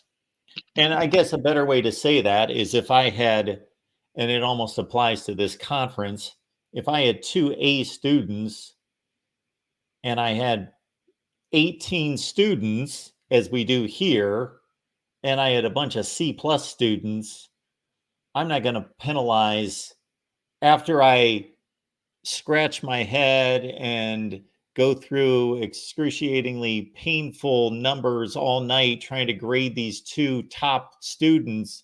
Am I going to dock the second student just because I've got them all slotted 1, 2, 3, 4, 5, 6? If the third student's not even close to the other 2, well, then I think that should be represented. I think that should be displayed. Yeah, because when you first started this project and you said greatest programs of all time, 3 names come to mind when most professional sports writers think of the 3 greatest teams of all time. And Really? 3? yes. Okay. And those are Michigan, Notre Dame, and Alabama. Okay. Those sports writers probably don't know what the hell they're talking about. I think actually they do. This has been going on for decades. Well, that's the problem right there. It's been going on for decades and they haven't changed their opinion in decades. So that's a problem. Yes. Ohio State's an elite program. Don't get me. I would take exception, and I would be more than open to debating. I would be begging, pleading to debate somebody who wanted to come on here and tell me that there is no comparison between Notre Dame and Ohio State all time as 2 football programs. That person is basically a moron, and they've put their head in the sand for 30 years. Notre Dame was good for a long time. Obviously, they're good. We're mentioning them in the top 4 or 5 in the nation, but are you kidding me? Yeah, I don't think I am kidding you. I'm being serious here. Before Woody Hayes, Notre Dame had a lot of wins. Before Woody Hayes. Yes, before Woody Hayes. Since Woody Hayes, Ohio State's been a powerhouse, right? Yes, you just went 73 years in reverse. Uh, 73 years. yes, yes. Are we That's really taking 73 years of college football history out of the equation? I'm not taking it out of the equation. I'm saying that it's more than just the last 73 years. Well, obviously, every number you see here, Keith, is an all-time number. I made no manipulation toward the present day. None. Zero. There is zero skewing of these numbers toward any recency bias. Zero. Was the 70s, post 70s stuff, was that all? That's just for discussion. It's just a list. It's not factored into those points at all. Okay, and that's what I thought you were. I heard you say before. I think you said that you did the since 70, but you didn't include those in. Okay. Now let me clarify something, Keith. If somebody wanted to come on here, whether they knew a lot or a little or whatever, and hopefully a lot, so that they could have a reasonable debate with me, and they wanted to debate that Notre Dame is a better all-time program than Ohio State, I think that's an absolute valid argument to have. I'm not saying it's not a valid argument. I'm telling you that it's a completely ridiculous position to say that Notre Dame's a better all-time program than Ohio State, and it's not a debate. That I will argue that person into a fetal position if they want to come on here and argue that Notre Dame, and it shouldn't even be a discussion, is a better program than Ohio State all time. That person will get completely steamrolled. Not by me yelling, but me laying out facts. Yeah. Number one, what is the most important thing is basically, to me, it's winning football games. And Notre Dame does not have a better all-time winning percentage than Ohio State. Number two, they can't even beat Ohio State when they play them. They've lost 6 straight games, and I understand that spans a lot of time, but it doesn't span that much time. They've played 6 times in the last 28 years, and it's 6-0. Yeah, you know what, that's news to me. I didn't follow that stat. I've probably seen all 6 losses, but I just never put that together that you guys were on a 6-game winning streak against Notre Dame. And again, to be fair, Keith, Clemson beat Ohio State 4 times in a row, and it happened over the span of 35 years or more. Yeah. Well, longer than that. So anyway, 40 plus years. So right. Those games were played. They're valid. They need to count, but it's not like you're playing somebody every year and you're beating their head in. You played them at random times 4 times, but now we're up to 6 times with Notre Dame. And I'm not arguing. I'm saying that Ohio State over history is clearly a better program than Clemson is. Clemson had a rise in the 80s, and maybe sometimes before that, but they had a rise in the 80s, and then they had a rise just a few years ago.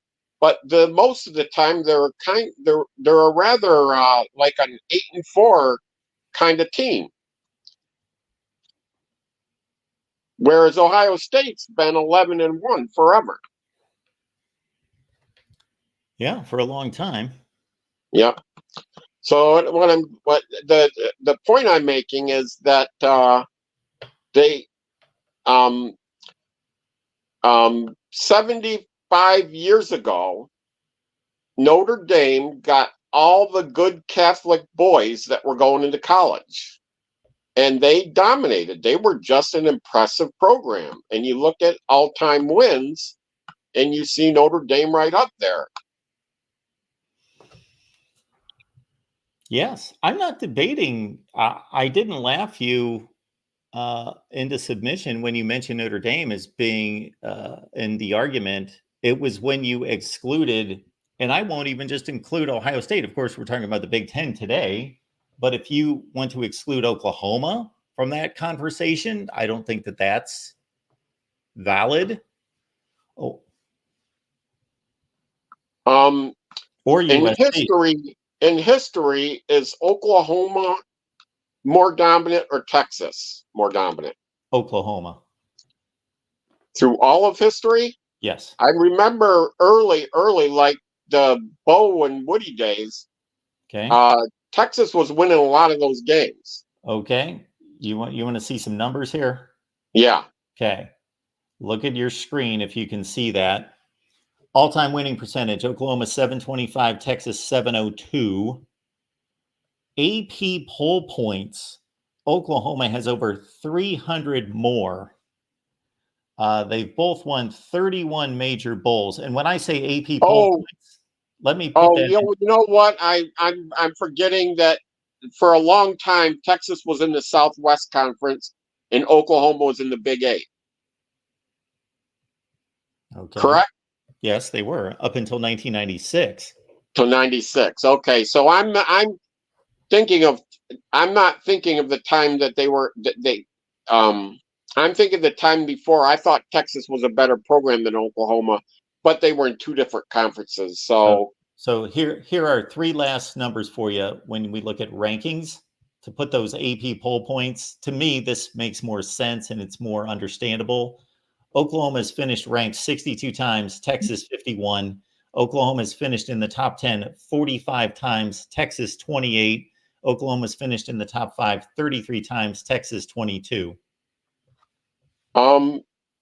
When Oklahoma was in the Big Eight, though, who was their main competition? Nebraska. Nebraska. Okay, that's a pretty good competition. Yeah. Okay. When Texas was in the Southwest, who was their main competition? It kind of jumped around between Arkansas and SMU. Yeah, it did jump around. So they actually had an easier time than Oklahoma, it looks like. Yeah, okay.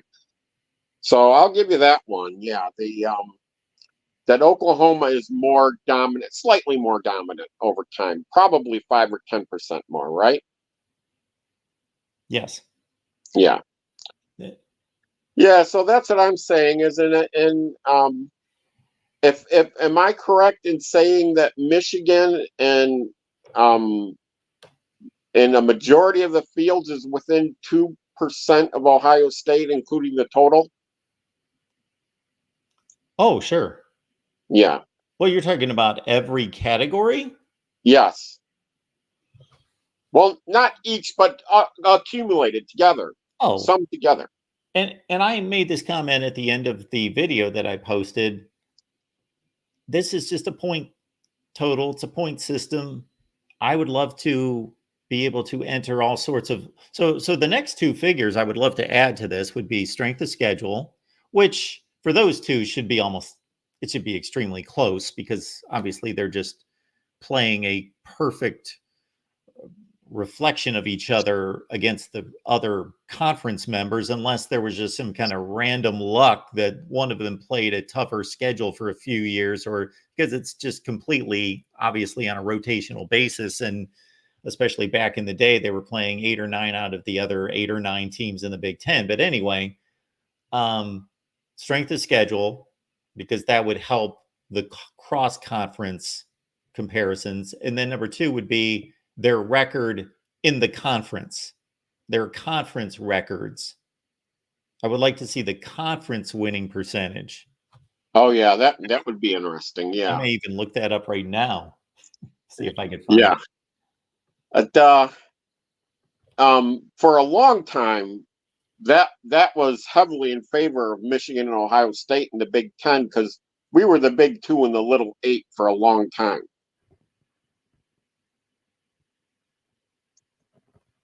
Yeah, and when it comes to top 5 and top 10 rankings, for the last 10 years, it's been a lot easier for a Pac-10 team to get a top 5 ranking than it has than for a Big Ten to get a top 5 ranking. What? Yes, a Pac-10 could easily run through Your head's about to blow up, huh? Yes, there have been more Big Ten teams finish in the top 5 in the country, namely Ohio State, and in the last 3 years, Michigan, than But what I'm saying, it was easier for the Pac-10 to get a higher ranking at the end of the season. Like Washington last year was ranked number 3, right? Yeah, I guess whatever they were. I Yeah, would but think number 2. They lost the national championship game. Whatever they were. yeah, You're they basically finished telling number me that 2. that the Big Ten has been better than the Pac-12. That's basically what you're telling me. Yes.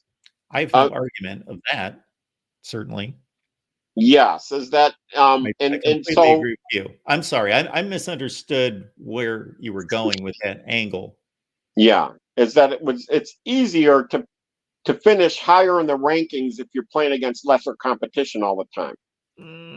So let's understand that the Pac-12 has been strong the last 2 seasons. Yes, it has. It's stronger, I would say. Yes, but before that, it was a joke for a number of years. Absolutely. Yes. And before that, USC dominated in a big way. Well, And they after got a that, lot of top Stanford 5. and Oregon dominated. What's that? And Oh, after yeah, that's that, it right. was Stanford and Oregon. Yeah, it was Stanford, Oregon, and then in the 70s and 80s. Oh, I'm talking about just 10 or 12 years ago. Okay, yeah, 10 or 12 years ago, yeah. When was USC's reign? You know better than me. Well, a number of them. The most recent was Pete Carroll had a phenomenal 02 through 09. Sure, and John Robinson. Ridiculously good. Yes, John Robinson, of course, in He the was 70s and early 80s. And then he came back and did pretty well, but not as good. But, and of course, his was right off of John McKay. and John McKay, yeah, okay. So yeah, the Pac that was the Pac-8 back then, probably. I don't know when we came to Pac. 78 was the Pac-10. Yes. Oh, okay. So no, it was Pac-10 most of the time then, yeah. So yeah, the USC dominated for a while, but again, at that point, USC had it easy because there was almost nobody in the conference that could compete.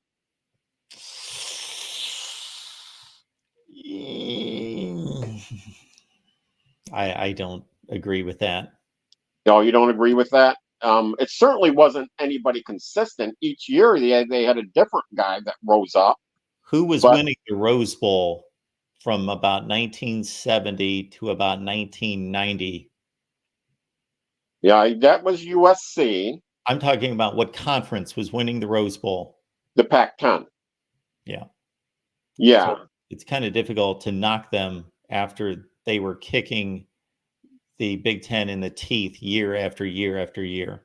Okay, what I'm trying to say is that the teams like USC clearly deserved the number 1 through number 5 rankings the year they got it. They were a legitimate team that could toe to toe with anybody. But there are other times when Oregon and Washington in the last 12 years ran through a weak conference and had these inflated records because they didn't have anybody challenging them. I think that starting at about 2014, 15, that the Pac-12 was awful for about 6 or 7 years. But yes. I'm not going to discount prior to about 14 or 15. I'd have to go back. Oregon and Stanford were extremely good teams coming off of Pete Carroll's reign. They took over. Yes. And I see that this year in Oregon, I've said this before on the other shows when we were talking about +3, -3, your big +3, -3, which was a very, very interesting discussion. I loved every minute of it. And I came on, I was the only one to come on, I think, that night with a -3, and that's for Oregon. Because when Oregon's defense hits the Big Ten, they're gonna be in trouble. Oregon 8-4. I would actually have them right about that. Yes. Okay. Because, like I said that night, Oregon and Washington played two very close games. I mean, it was almost a coin flip who could win that game. Yep. Okay. And Michigan beat Washington by 21 points. They did. So I think it's fair to say now what is it? Transference where they go transitive property. Transitive, that's it. Sorry. Okay. I stumble a little bit. Using the transitive property, then Michigan would have beaten Oregon by 21 points. I used the transitive property one time to show that Northern Arizona could beat Ohio State, an Ohio State team that won the Rose Bowl. So you got to be careful with the transitive property. Now, I do agree with you that if you use it in waves, meaning you have compilations of games and games and games, but just to use it like connect the dots one time. Yeah. But you're using very good teams, and so I have no issue with that. Michigan, I thought Washington was hanging in the game for 3 quarters, but Michigan was clearly the better team. Not close. They were clearly the more physically imposing, dominant team. Absolutely. Yeah, and Michigan was like the old 70s and 80s USC teams where they beat you up for 3 quarters. In the 4th quarter, you were so tired and worn down, they had your will with you. Remember Anthony Munoz and that offensive line? Sure. As they just crushed the other team. Who I think Anthony Munoz was probably the best left tackle to ever play the game. You are probably right. Yeah. I would not argue with that. There's a lot of debate in there, and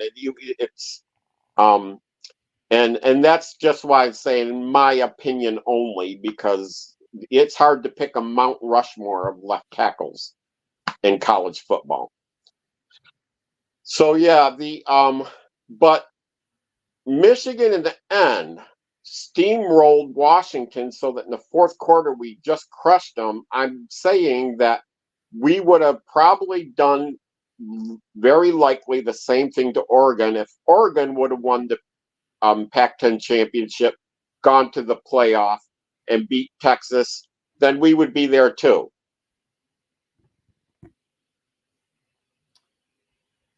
Okay.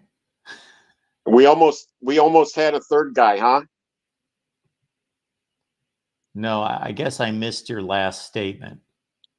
Okay. I'm saying that the same reasons we beat Washington, I think would be the same reasons we probably would have beaten Oregon. Oh, okay. Yeah.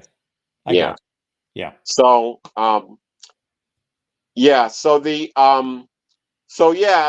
I think Oregon and Washington benefited from a down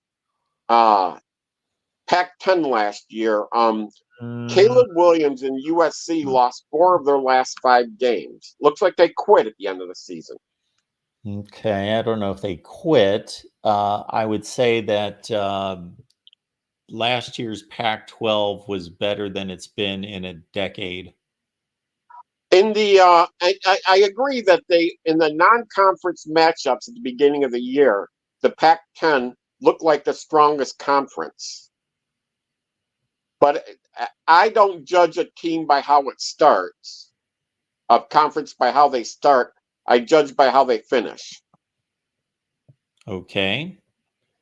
Well, they finished with a pretty sorted, just like most conferences, when you put it all together, most times you look at the conference postseason numbers, everybody kind of deviates to the middle generally.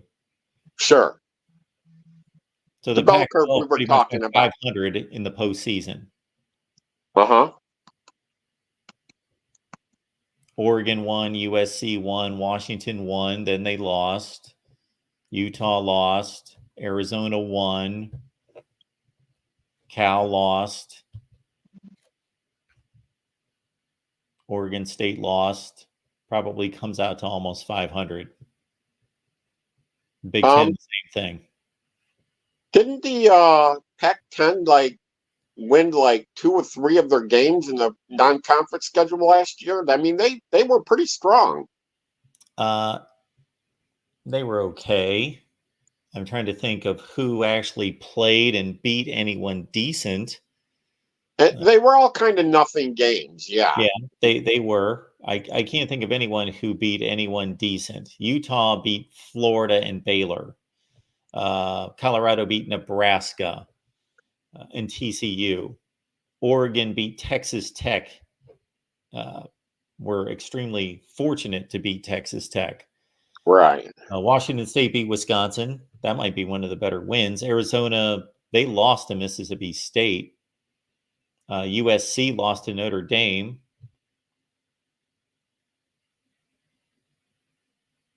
Yeah, but I seem to remember. I don't think it was 2 years ago. I'm almost sure it was this last year that everybody's raving about the Pac-10 looking like the strongest conference, and I just, like I said, they started out strong, but they sure didn't finish strong. My opinion of the Pac-12 didn't change much from the time they played a couple games early through the rest of the season. So you thought they were still one of the stronger conferences? If we're just looking at data, then it's very difficult to distinguish the conferences last year. If you're just asking me who the best conferences were, I would say that the SEC was definitely the best conference, and that the Big Ten was the second best conference, but the Pac-12 was certainly close, and that the ACC and the Big 12 were in some order. I'd have to go back. Probably the Big 12 better than the ACC, and that's how I would rank them. Yeah. Yeah, okay. We'll just end it there. Although I'm going to get off this call by saying Andy Staples used science, and he said if the science is wrong, blame the science. But if it's right, then give me the credit. So, but he said he looked at one stat last year that he thought predicted the national championship. That was Ohio State, because Ohio State led in first round projected draft picks off the team last year at the beginning of the season and the off season, preseason. Okay, and so they were at 3 or 4 or 5 or something. Yep. And they were number 1. And guess who Andy Staples said is number 1 in projected draft picks this year? First round draft picks. I would think it's Ohio State. Actually, it's Michigan, but it's close. Michigan. Okay. Michigan is 3.75 and Ohio State is 3. Well, you just pointed out that he's now, I don't know. I have no response to that statistic that he has. Number one, I don't know anything about Andy Staples. Number two, I don't know if he vetted that out for years and years and years and came to the conclusion, look at this pattern. This is an amazing pattern. So I'm going to throw this out there. That's what I would do. So I don't know what backing he had or confirmation to lead him to that conclusion. But it obviously was wrong last year. It was actually more than a fun fact and a conclusion. I think he was saying it tongue in cheek with a big smile, and I don't think it was serious, but I just thought it was interesting. I thought you would get a kick out of Michigan being projected as a repeat national champion, and that's the way he put it. And and brought a smile to my face. You know, if we could all go off one statistic, I guess we wouldn't even need to play the games, right? No, we wouldn't. A lot of people would like to do that, it seems, but I would rather watch the games. No. Okay. All right. But All right, Keith. Appreciate you all being right. here. Okay. Always good to talk to you, Mark. All right. Have a good night. Okay. So used to doing these shows at night. I've said night about 14 times at 4:00 in the afternoon, but that's okay. Welcome into the Voice of College Football. We got Christopher on the line. Chris, how you doing? Good, Mark, and I don't want to waste your time because we've already talked about this, and I really enjoyed that last call. He kind of reinforced a few things, I guess, that I've been trying to share with you. And I just want to be clear, though, on something. I think you said that, and this isn't to pick on you, Mark. I don't know that there's ever been a case where you've been wrong. In all fairness, I mean, you may think I'm just being. Of course, I'm wrong. No, you're not. Everybody's wrong No, at various times. In my opinion, Mark, you're probably the smartest. I mean, I don't know how you get your information, but I don't know that I've ever found even a single instance where I mean, there was a time I thought you were, and I had to kind of eat some humble pie because I think after I looked into the investigation a little bit closer, I had to kind of, you get tired of talking. I don't blame you, to be honest with you, relative to 1984, but I'm not going to bring that up again because that doesn't really matter. But the one thing I was going to ask you, though, you said something about... Just to understand before you continue, Chris, and I hate to interrupt, I'll just say I don't get tired of talking about 1984, except for two things. Number one, I got to think about my audience. And number two, just sometimes if we come to a place where we're not going to agree on something, there's no reason to continue if we're just going through the same pattern of debate. I'm not trying to convince you that you're wrong because I don't think you are wrong. That's kind of the whole point. I don't know if maybe you didn't get that message or whatever, but I think you said you thought the national champion might have been Washington.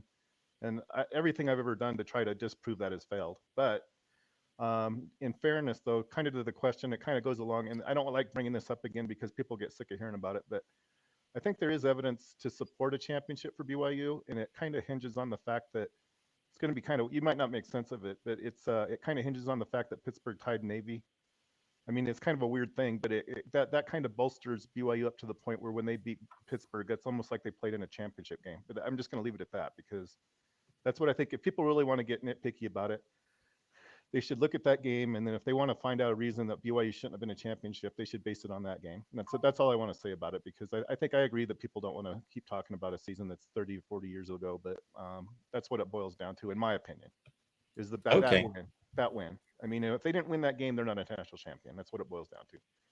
And it doesn't necessarily not make Washington a titleist either. So, I mean, well, if I'm not mistaken, had they not won any one specific game that year, they would not be the national champion. Meaning if they had lost any game, they would not be the national champion. Well, that's kind of what I'm trying to tell you, but maybe I'm not saying it very clearly. Yeah, no, that's 100% true. And that's what it kind of boils down to, because there's a dispute about that game, because I tried to explain this to people, but about less than a minute before, I mean, it was right before halftime, and I really don't understand what happened at that. It's kind of like, it's almost like it should be brought up as like kind of like the fifth down for Colorado. It really should, because Pittsburgh scored a touchdown, but they weren't credited with one. And I think they did a retrospective on BYU about, I don't know how long ago it was. It had the main players from that season. I don't know if you know who those guys would have been, but like Robbie Bosco, Blaine Fowler, I think was one of them. There's several players anyway, and Lavelle Edwards, obviously. And they brought it up to BYU's credit, I would think. I mean, you would think maybe on a retrospective, you wouldn't bring up a play where, that's the only reason I knew about it, because I just assumed that they'd won that game, relatively easily. But really what it was Pittsburgh elected to go for it on fourth down, because I don't remember I think it would have put them ahead, maybe. I'm not really sure, and it looked like it was one of those things. It would have taken a review to overturn it, I guess, but kind of like kind of like that play that Michigan had against Texas Christian, where it looked like they scored a touchdown, then it kind of looked like maybe they didn't, and then they. Yep. It's kind of like that. It was one of those things where it's like, did he not? Did he? But, I think if they had actually used a replay, which I'm not sure why they didn't, I think they actually probably, and even Blaine Fowler said, well, that should have been a touchdown. So it looks like we got away with one there or whatever. But I don't know how that impacts the result. I mean, it would have made it a tie game instead of a win. But the way I kind of look at it is like, well, they got away with the win. So I actually kind of factored that into my rankings. And just so you understand, and it's not to like give preference to one result, but even with the win, in an overtime, all that really does, that just makes it harder for BYU to claim a title. It doesn't, in fact, what it kind of does, it actually makes it to where they can't win. But, I'm not trying to change history. I don't feel like that's my job. The only thing I want to say about it though, I kind of think if the New York Times, if they were, I don't know, I don't want to like make it about them either, because they picked Florida. And there is a basis for it, but it kind of requires that we kind of ignore certain things. Actually, I mean, it kind of requires that we ignore BYU being 13-0. So it's kind of a weird thing what they did, but there is some justification to what New York Times did. But probably what they should have done, though, in my opinion, is they probably should have given that to Washington. And I don't really understand why they didn't. But and it's their title to do what they want to, I guess. But if they wanted it to agree with what I do, which I'm not saying they should, but if they did, that's probably what they should have done. But it does make sense that they gave it to Florida, as long as we're including Louisiana State, because those two teams tied. They were like, it's kind of like, I don't know what you call it. It's like, there's a few examples like that. I think one might be the 1996 Florida. I think even you might agree with that. The 1996 title it's like we gave it to Florida.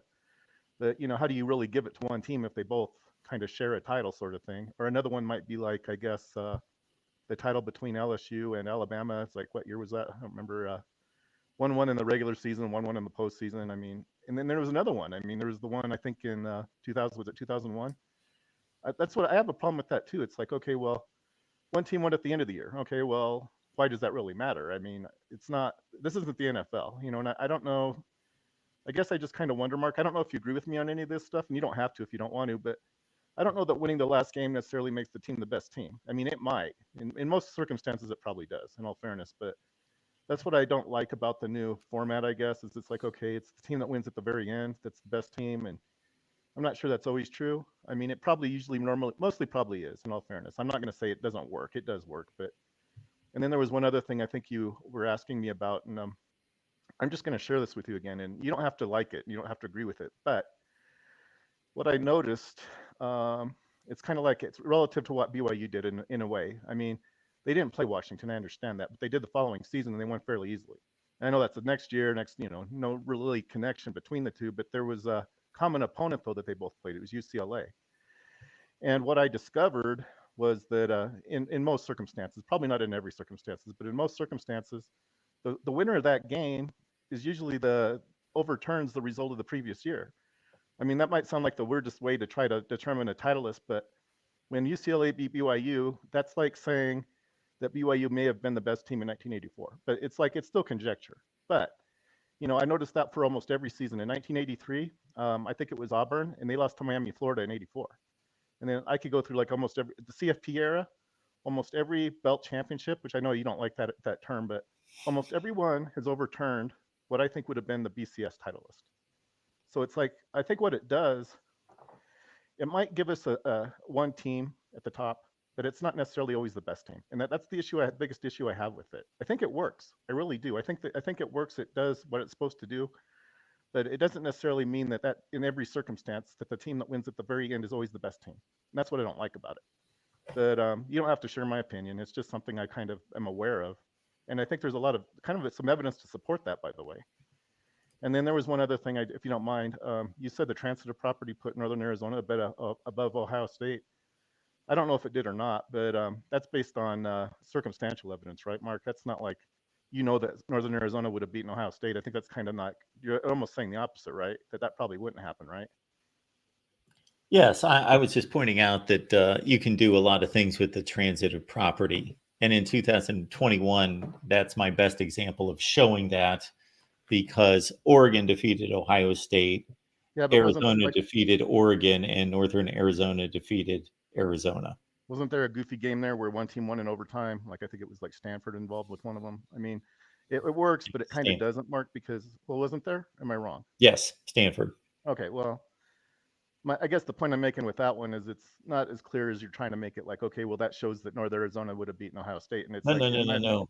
I'm exactly trying to make the point the exact opposite, that you can do all sorts of things with connecting game results. Well, no, but I guess the point I'm trying to make, Mark, is I really kind of think the transitive property does work. And I tried to give you an example where I thought it did. It's the 1984 season, because Pittsburgh tied Navy. I know that's like the worst example maybe of the transitive property, but if Pittsburgh tied Navy and if BYU tied Pittsburgh, then it kind of puts them on the same level. Is kind of what it does. And then Why is Navy involved in that comparison? They beat South Carolina. Okay, what's South Carolina have to do with it? Well, it makes if you got to put kind of your bias aside, Mark. Not that you're biased, but Putting any? Yes, I have a huge bias toward Navy. I kind of wonder, Mark, because I don't want to be mean to you, but I want to be fair though. I noticed the last time I talked to you, as soon as I brought up BYU, it's like, okay, call's over. This is the Big Ten show or whatever it was. It's like well, it was, and actually this is as well, and we need to get going because unfortunately I've got a 5 o'clock appointment that I'm late for. But finish up your point here. If I can, if you let me. I guess it was 2 seasons ago. Texas Christian would have been a national champion if Ohio State would have made a 50-yard field goal by the transitive property. That's just a fact. But I know you don't like the transitive property, but that's still if Ohio State. It's kind of interesting though. If Ohio State had made that field goal, then without a playoff, obviously, that would have put Texas Christian at the very top because of the way the transitive property works. So it's kind of something to consider. And the other thing about that was, if they'd have made it, then why don't all 4 teams advance? That's the other thing I don't understand. Why would it have just been Ohio State? It's not really, doesn't make sense. I mean, there would have been 4 teams in the chase. You advance all 4, right? You don't advance 2 of the 4. That's why that's kind of weird. The whole idea of having a 4-team playoff or a 2-team playoff or whatever isn't the best, because unless you have to advance all 4, that's why it's weird. And then the other thing that was kind of weird, there didn't need to be another game after that. Georgia beat Ohio State. Why do they have to play another game? I think that determined who the national championship was, that game between Ohio State and Georgia. I don't know that we needed another game to really prove it. Well, I don't. Chris, it's already a predetermined system. Well, you're not going to cancel the national championship game. Well, no, but it's a pointless game. It's kind of, I guess that's what I'm trying to tell you. And I think it's been pointless. It was for the national championship. No, I think every season we've had CFP, I think it's been a pointless game that doesn't really matter, in my opinion. It doesn't every year, and that's kind of the point I'm making. Give me a year where it really mattered, made the whole thing different, and merely gave us the right result. I don't think you can. 2019. I don't think it did. You mean the one that's LSU? The LSU title? And Clemson were undefeated. They didn't need to play each other. I don't think that game really mattered. I think we already kind of knew who the best team was, but that's just my opinion. You don't have to share it. No, I don't think we needed it, and I don't think it really worked. That's just my opinion, Mark. I don't know. And the reason I don't think it works is I think Clemson was the better team. I think if they'd have played, you're going to think I'm stupid, but I think if they'd have played that game in the Fiesta Bowl, LSU and LSU and Clemson, I'm not so sure that Clemson wouldn't have beaten them. I think the national championship game was between Clemson and Ohio State in the Fiesta Bowl. I really do. I think the better team was, Clemson, and they had to play LSU. That's hard for anybody to play 2 national championship games. It's like playing 2 of them. How many teams do you think are going to win 2 national championship games? That's what made LSU the national champion. You only had to play in one of them. I'm just going to hit you with one more example, and then I need to run, and you can make your closing comment. 2018, Clemson, Alabama. They're undefeated. They don't need to play. Same thing. That's the one isn't that the one where Clemson really ran all over them? Yeah, yes. I don't think that really. I think you could have played that game a week earlier, and I don't know whenever it would have been. You couldn't have played it a week earlier because they just were playing other teams. Well, you're making justification based on what you think that the result should be, and I'm just telling you that it doesn't always. No, I am making justification based on what the results were. You're making some kind of justification on not playing games and figuring out who the national champion is based on not playing football. No, that's not true at all. I told you if Ohio State had made that field goal, the transitive rule, whatever you want to call it, I don't even know what you call it. It would have it would have made Texas Christian a national champion. Why does Texas Christian have to play 2 national championship games? Why does anybody? It doesn't make sense to me. They already beat Michigan. Oh, Michigan wasn't prepared to win or something. I know they got routed by Georgia. I don't know that it really matters. I mean, so you're telling me if Ohio State would have beaten Georgia, they shouldn't have had a national championship game. No. And just given TCU the national championship. No, you don't. You must not listen to me. I said a playoff would have advanced all 4 of them. A real playoff that really matters, that really takes everything into consideration, would advance 4 teams, not 2. Advance them to what? Advance them to just go ahead and play again? Well, there's 4 teams that had the same record. I don't know. What else would you have done? Yeah, 4 teams that advance. They don't necessarily have to play the same teams. That's why they're playing a tournament. Mark, it doesn't. You're not. I don't think what you say really makes a. You can give whatever argument you want and tell me how wrong I am, just because what? Because Georgia beat them 65-7. Okay, well, that really proves. It didn't really prove anything. It proves that Texas Christian can't win 2 national championships, but I don't know that anybody really can. That's kind of my point. They should have to play in 2 national championship games. That's kind of the point I'm making. Why should they have to play in 2 of them? I don't know that anybody should have to do that, and that's why I think it's so hard to do. That's why BYU lost to UCLA. They'd already played in nationals. Well, maybe they didn't, but they hadn't played anybody but when they played UCLA, they played a good team, and they probably should have won that game. You ought to watch that game sometime just to see if you don't think BYU was any good. You kind of tell me they weren't any good. If they weren't any good, how can they play the team that won the belt? That's the best team in the championship game, is the team that won the belt. Chris, You thank don't you like for that your idea. call. I appreciate it. All right. Thanks, Mark. Have a good day. You too. Bye-bye. Thank Okay, sometimes it gets to a level of lunacy that you don't even have a response because there's no reason, because you would be here for hours. Even if he said nothing else, I would have to unravel that into some kind of sensical determination, conclusion. All right, we appreciate you being here at the Voice of College Football. I'm off to record some Penn State content. One item is going to be this James Franklin situation with the medical diagnosis and his forcing of players to play in games and imposing his influence on the decisions. So we will get that posted very soon. Appreciate you being here at the Voice of College Football. We will see you on Friday night with the national rankings when we throw it all together.